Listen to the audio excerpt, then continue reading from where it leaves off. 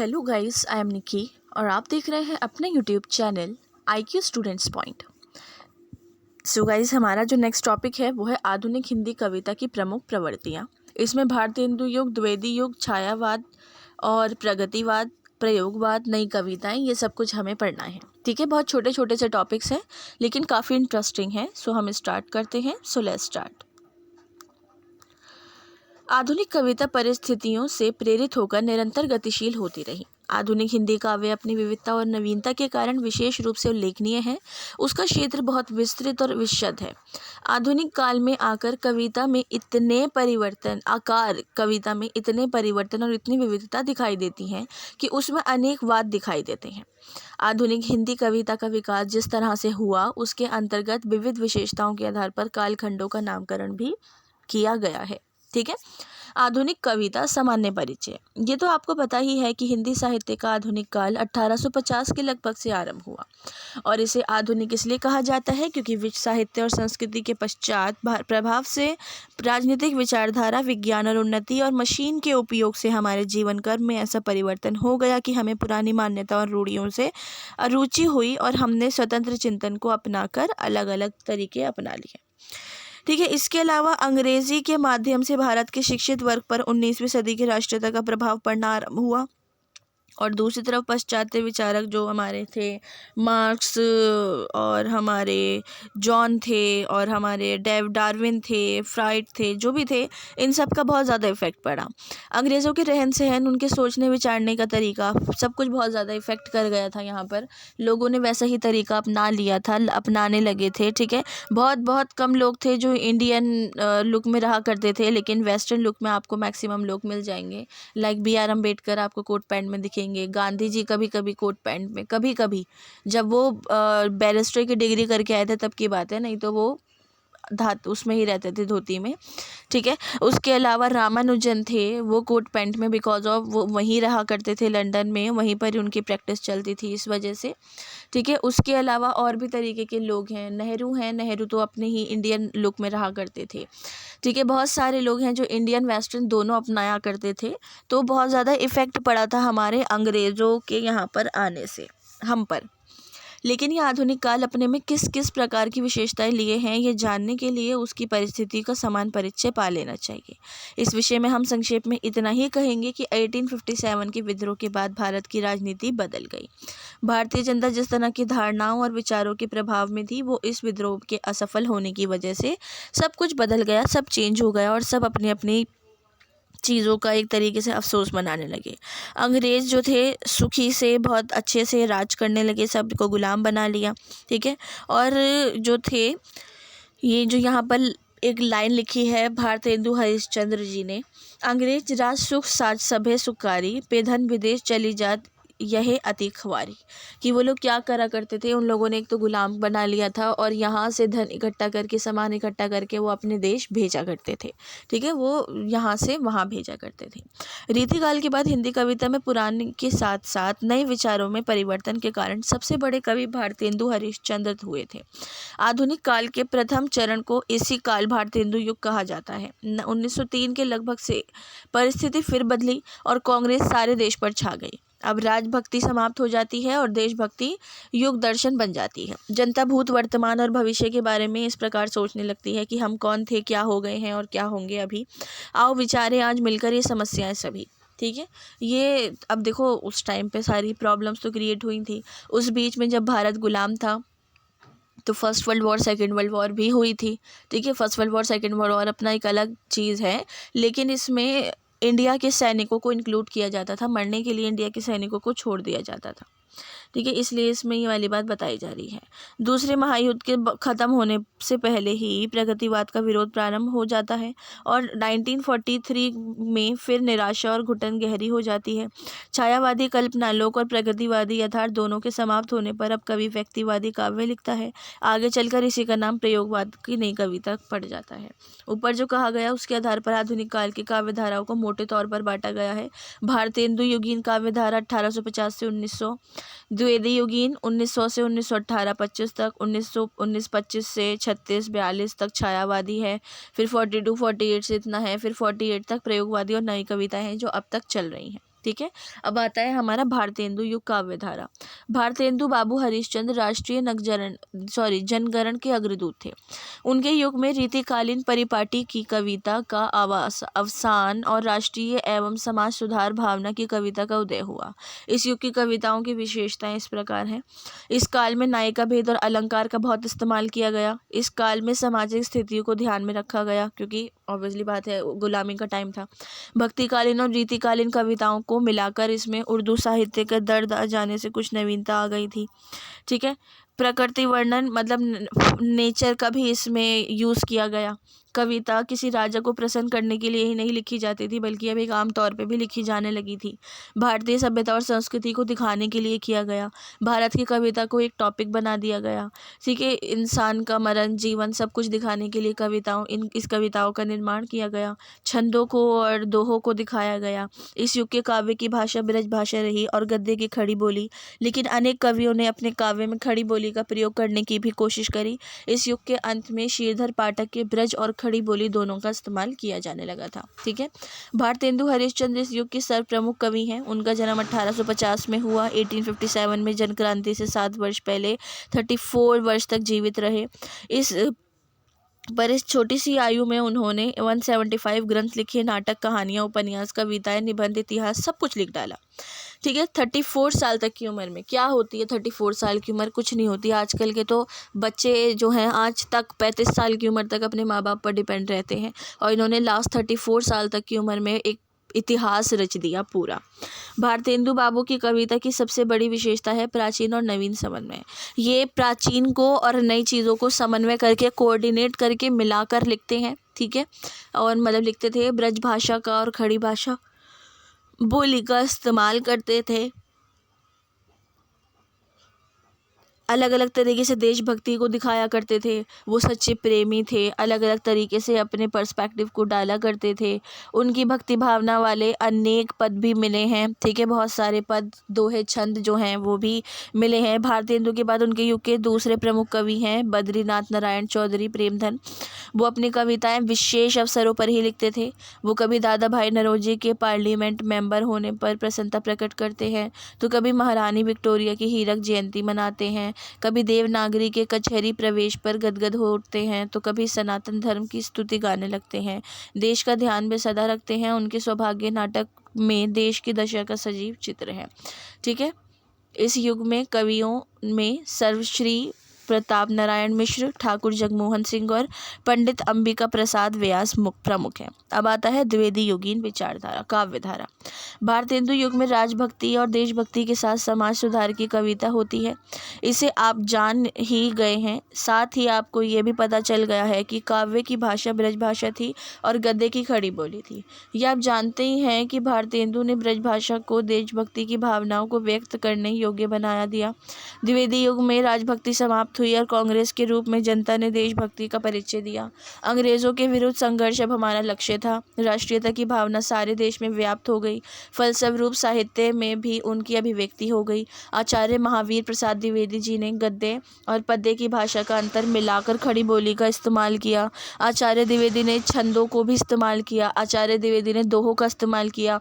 भाषाओं का रूप मिलाकर छंद लिखे। ठीक है। उन्होंने अलग अलग तरीके की विशेषताएं बताई, जैसे खड़ी बोली का इस्तेमाल करना, ब्रज भाषा का इस्तेमाल करना और पुराने छंदों का बहिष्कार करना, अपनी कल्पना से लिखना, अपने थॉट्स को डालना। पहले प्रकार के कवियों में सर्वश्री पंडित श्रीधर पाठक, नाथुराम शर्मा और अयोध्या सिंह उपाध्याय हरिओद के नाम उल्लेखनीय हैं। श्रीधर पाठक पहले ब्रज भाषा की कविता करते थे और उनके साथ सफल कवि थे, लेकिन जब खड़ी बोली का प्रचार हुआ तो खड़ी बोली में कविता लिखने लगी। फिर भी उनकी कविता में ब्रज भाषा का प्रभाव बना रहा। क्यों? क्योंकि उनकी मिठास उनसे छोड़ी नहीं गई। वे स्वतंत्र प्रकृति के कवि थे और स्वच्छ छंदतावादी कविता के आदि कवि थे। ठीक है। प्रकृति प्रेम और स्वदेश प्रेम उनकी कविता के मुख्य विषय थे। कश्मीर सुषमा में प्रकृति प्रेम और भारत गीत में स्वदेश प्रेम की जो कविताएं हैं वो बड़ी सरल और सुंदर हैं। एकांतवासी योगी, भ्रांत पथिक, उजड़ गांव, ठीक है, ये सब कुछ अन्य इनकी कृतियां हैं। पंडित नाथूराम शंकर शर्मा भी पाठक जी की भांति ब्रजभाषा और खड़ी बोली में कविता लिखा करते थे। वो आर्य समाजी थे और अपने उपदेशात्मक पर बहुत प्रायोरिटी दिया करते थे। अयोध्या सिंह उपाध्याय अरियोद 1865 से 47 तक पहले ब्रजभाषा में लिखा करते थे। इनकी रस कलश ब्रजभाषा की महत्वपूर्ण कृति है और उससे ये रीतिकालीन आचार्यों की कोटि में पहुंच जाते हैं। उसके अलावा ब्रजभाषा में इनकी रचनाएं भी बहुत सारी हैं। इनकी बहुत सारी कृतियां हैं जिनमें प्रिय प्रयास, रस कलश, चौके चौप दे और चुपते चौप दे, बोलचाल, वैदेही वनवास, पारिजात आदि प्रसिद्ध हैं। हरिओद जी की वैदेही वनवास और पारिजात इस शैली में महाकाव्य है, पर वह पर्यावासी की कोटि के नहीं है। मैथिली शरण गुप्त के बारे में तो हमने प्रीवियस क्लासेस में भी पढ़ा है स्टूडेंट, ठीक है। तो मैथिली शरण गुप्त के बारे में इतना डीपली पढ़ने की ज़रूरत नहीं है क्योंकि हमने वहाँ पर पढ़ रखा है, तो बिल्कुल टाइम कंज्यूमिंग जैसा ही होगा, इसलिए हम इसको स्किप कर देते हैं। ये भी खड़ी बोली ब्रजभाषा का इस्तेमाल करते थे। बेसिकली इन्होंने अब बहुत सारी रचनाएं की। ये भी कल्पना पर ही डिपेंड रहते थे कि सोच कर चीज़ों को लिखो, कॉपी करके मत लिखो, वगैरह वगैरह। सत्यनारायण कविरत्न ब्रज कोकिल के नाम से प्रसिद्ध है। रत्नाकर में यदि भक्ति काल और रीति काल का समन्वय है तो सत्यनारायण कविरत्न में भक्ति काल और आधुनिक काल का। ये ब्रजभाषा के अन्य प्रेमी थे। हृदय तरंग में इनकी रचनाएं संग्रहित हैं। भ्रमर दूत नामक काव्य में इन्होंने देश की वर्तमान राजनीतिक, सामाजिक और आर्थिक दशाओं के बारे में भी बातचीत करी है। अब आता है छायावादी काव्य धारा। इस युग में भारतीय राजनीति में ऐसा परिवर्तन हुआ कि कविता का स्वरूप ही बदल गया। बात यह हुई कि 1914 से जो फर्स्ट वर्ल्ड वॉर स्टार्ट हुआ था उसमें गांधी जी ने ये सोचकर अंग्रेज़ों की सहायता की थी कि वो भारत को स्वतंत्रता दे देंगे। उन्होंने कहा था कि हाँ, हम भारत को स्वतंत्र कर देंगे, इसलिए गांधी जी ने साथ दे दिया। लेकिन दो साम्राज्यवादी देशों में इस युद्ध में जनता पर नए करों का बोझ पड़ गया, महंगाई बढ़ गई, सब कुछ हो गया। अंग्रेज़ों ने स्वतंत्रता आंदोलन का दमन किया। फिर भी गांधी जी ने 1921 में सहयोग आंदोलन शुरू किया। दुर्भाग्य से इस आंदोलन को गांधी जी ने वापस ले लिया था और देश के घोर निराश वातावरण में छा गया था। छायावाद क्या है? इस प्रश्न का उत्तर आज तक कोई ठीक से नहीं दे पाया। जितने विचारक उतने ही मत। जी हाँ, जिस परिस्थिति में ये जन्मा और जो कवि इसके जनक कहलाए, उनकी मन स्थिति तथा उनके काव्यों की भूमिकाओं को समझ लेना ही बहुत बड़ा एक वो माना जाता है। सबसे पहली बात तो ये कि छायावादी कवियों पर अंग्रेज़ों के रोमांटिक कवियों का प्रभाव पड़ा, ठीक है। इन कवियों में वर्ड्सवर्थ, शेले, कीट्स, ब्राउनिंग सभी थे। अंग्रेजी रोमांटिक कविताओं में राजनीति और साहित्य के बंधनों का तिरस्कार होता था। रोमांटिक मतलब वो रोमांस वाली नहीं होती थी। समाज को और पॉलिटिक्स को मिलाकर लिखा जाता था, उसको रोमांटिक बोला जाता था। आप इन फ्यूचर रोमांटिक फिलोसफर्स पढ़ोगे, ठीक है, आपको फिर समझ आएगा कि ये कौन होते थे। तो उन्होंने भाव और कला दोनों ही जो थे उसमें चेंजेस कर दिया और उन्होंने अपने आप को एक तरीके से अलग दिखाना शुरू कर दिया। छायावाद युग की कविताओं की विशेषताएं: निराशा और अतृप्त प्रेम के कारण संसार में सुख का अनुभव ना करना, आदर्श महापुरुष और राजा के स्थान पर कोई कृषक, मजदूर, भिखारी वगैरह काव्य का विषय बना देना, कविता की घटनाओं को दिल से बनाना, ठीक है। सामाजिक व्यवस्था के लिए अपने अपने जो रीजंस हैं, सब चीज़ें हैं, उनको दिखाना, समझाना, ये सारी चीज़ें इसके अंदर रखी गई हैं, ठीक है जी। ये छायावाद था हमारा। सूर्यकांत त्रिपाठी निराला। सूर्यकांत त्रिपाठी निराला का तो आपने स्कूल टाइमिंग पर भी पढ़ा होगा स्टूडेंट। हिंदी के अनुपम विभूति थे जिन्होंने छायावादी कविता में विद्रोह, पौरुष और संघर्ष का स्वर भरा। इनकी शिक्षा बंगाल में हुई। खड़ी बोली इन्होंने अपनी पत्नी की प्रेरणा से सीखी और सभी प्रकार की रचनाएं लिखी। इनकी सबसे पहली रचना जूही की कली थी जो सरस्वती में नहीं छप सकी। मुक्त छंद के प्रवर्तक निराला जी का हिंदी में विरोध भी बहुत हुआ, पर वे बढ़ते चले गए। परिमल, अनामिका, गीतिका, तुलसीदास, अणिमा, बेला, नए पत्ते, अर्चना, आराधना, गीत, गुंज, सब कुछ उनके लिखे हुए हैं। सुमित्रा नंदन पंत, ये भी 12th में आपने या फिर स्कूल टाइमिंग पे कहीं ना कहीं पढ़े होंगे। प्रकृति के सुकुमार कवि के नाते प्रसिद्ध हैं, ठीक है। छायावादी काव्य की भाषा को संवारने में आपके योगदान को भुलाया नहीं जा सकता है। इन्होंने अपना बहुत सारी कविताएं, बहुत सारी चीज़ें लिखी हैं, ठीक है। बूढ़ा चांद, कला और बूढ़ा चांद, अणिमा, उत्तरा, स्वर्ण किरण, ये सब कुछ इन्होंने सब लिखा है। महादेवी वर्मा को भी आपने अपनी स्कूल टाइमिंग में कहीं पढ़ा होगा। ये भी छायावादी की, रहस्यवाद की एक कवित्री थी, ठीक है, जो लोगों की आधुनिक मीरा कहकर पुकारा जाता था, लोग इनको ऐसा बोलते थे। नीहर, नीरज, संध्या गीत, दीप शिखा, इनकी बहुत इंपॉर्टेंट कृतियाँ हैं। महादेवी जी की रचनाओं में विरह वेदना की अधिकता है। मिलन का मत नाम ले मैं विरह के चिर हूँ, उनकी कविता का केंद्रीय भाव है। आप प्रश्न कर सकते हैं कि क्या केवल ये कवि है जो छायावाद युग की काव्य करते हैं? ऐसा नहीं है, इसके अलावा बहुत सारे कवि हैं, लेकिन कुछ पर्टिकुलर आपको पढ़ाए गए हैं।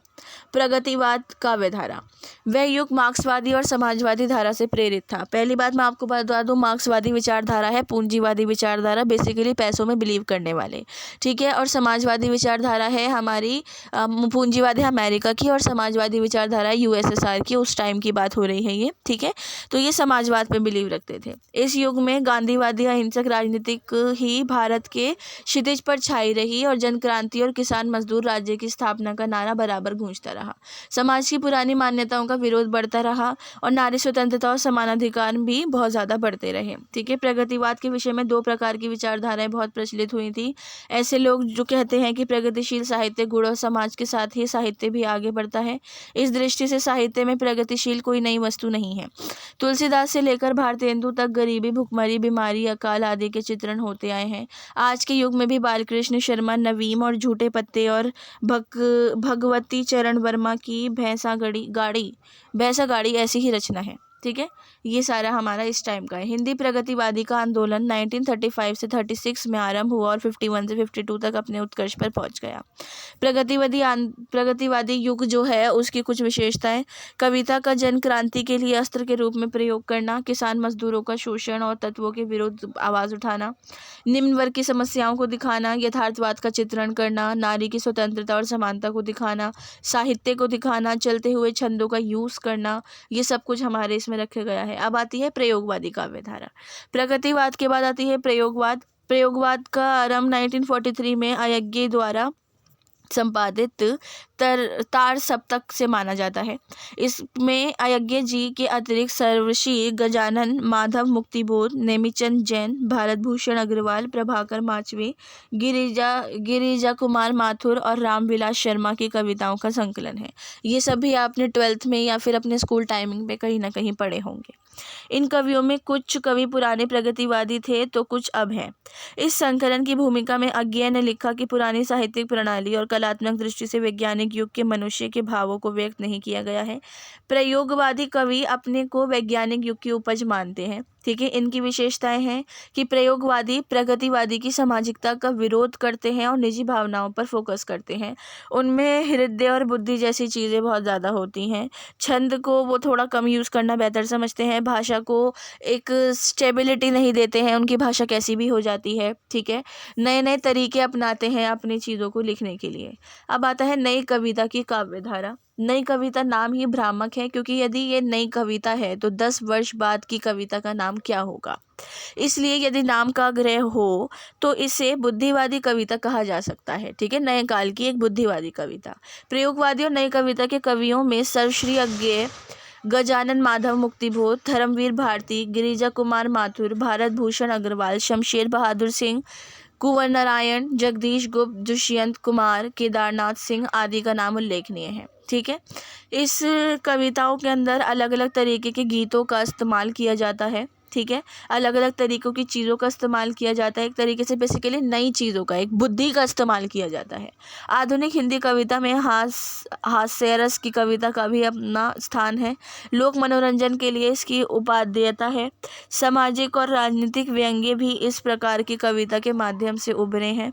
हास्यरस के प्रमुख कवियों के बेधड़क बनारसी, चोंच, गोपाल प्रसाद व्यास, काका हाथरसी, सुरेंद्र शर्मा, जेमिनी हरियाणवी आदि के नाम उल्लेखनीय हैं।